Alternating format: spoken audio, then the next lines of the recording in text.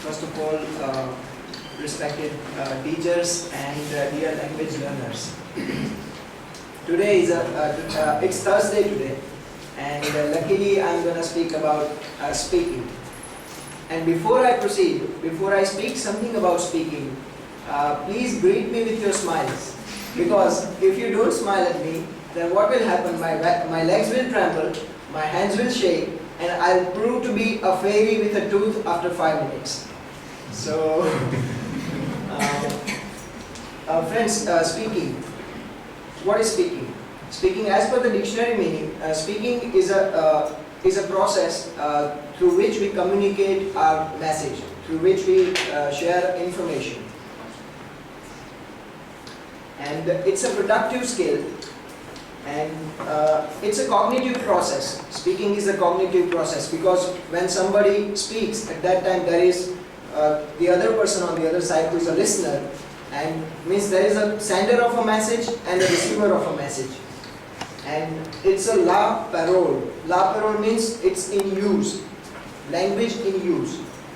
And sometimes some people believe that writing literature is a more prestigious thing than speaking, because they consider it, speaking, as merely a colloquial activity. But it is not so, friends. Let me give you an example. If you read a lot, if you can, you are a voracious reader, no doubt about it. But what if in an interview you mumble down and you can't utter a word properly?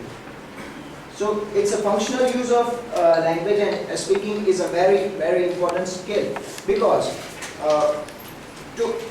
most of the Indian students, they fail to speak because they don't have that socio-linguistic competence. And it depends upon the competence of an individual, because they are unable to speak. But have we tried to find out what are the reasons that why can't they speak? I'll try to explain this, the key concepts. Mostly I'll be talking about the functions and the appropriacy of the key concepts. It's interacting. Friends, what is interacting? When we interact, we communicate, we talk, we ask questions, we answer sometimes. And in a language learning class, an instructor gives instructions, and the instruction given by the instructor is followed by the language learners, and they apply. They do group activities, they do they participate. Means tasks are given, like group activities, pair work, interviews, and the tasks. And the other important aspect another important key concept is pronunciation. Sounds, vowels, consonants, proper diction of words, our tone of voice. Let me give you an example. Rhyme schemes. Rhymes are very important. Nursery rhymes. If you want to learn speaking properly, rhymes are very important. That is what I have practically felt, and my teacher taught me that. When after graduating from college, nursery rhymes have, like, hearts like doors will open with ease through very little keys, and don't forget that two or these are thank you and please. Look at the rhyme, look at the tone of voice that goes. And kinesics. Kinesics is a part of body language, means our facial expressions, our gestures, our postures, the way we move our hands, the way we interact with people, eye contact, and smile, of course. To move on, key concepts include appropriate use of English language. Friends, mostly we fail to pronounce words properly. As the former speaker gave an example of tongue twisters. Yes, tongue twisters do play a great role to improve our speech. For example, many Indian students fail to differentiate, to pronounce two words, that is sir and sure. Let me give you an example of tongue twister. She sells seashells on the seashore. Most of the students, when I heard it first time, I couldn't pronounce it. She sells seashells on the seashore. So tongue twisters help, yes.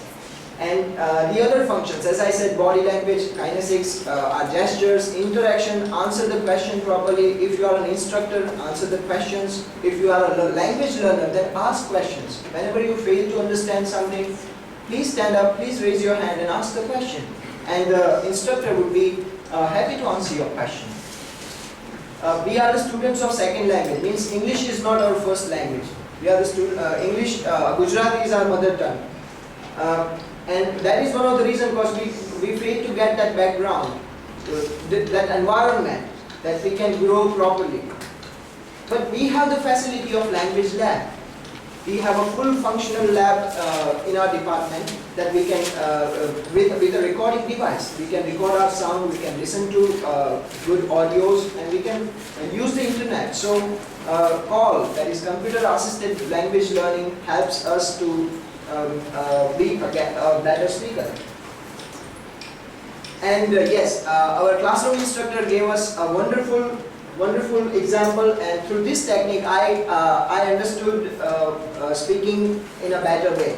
It's an example of word tree. Dev sir gave us this concept. It's a language tree. Suppose I go somewhere. I want to visit a place. So before that, I need to organize my speech. How do I organize my speech? Suppose I want to visit the department. Then what are the words that come up in my mind? What words would be there? So there will be head of the department, then clerk, classrooms, students, and garden, library. These are the general, peon, and so on. The list is long. This word tree helps us to understand a language better. And if you don't know a word, then you can talk around the word. Suppose, for example, I'm talking about one word. I know that word, but I won't tell you that word. It's the stuff that we clean our teeth daily. What's that stuff, friends? The stuff through which we clean our teeth daily. Toothpaste, correct. There you go. And there is let me give you another example. We are traveling by car, and there is a big bang in tire. What we call it? A puncture. Exactly. So if we don't know the correct word, we can talk around the word. So there is no worry. And please don't worry about making mistakes. Right? To conclude, if you want to become a better speaker, if you want to use it effectively, then if you don't want to lose it, please use it. Enjoy speaking. That's it from my side.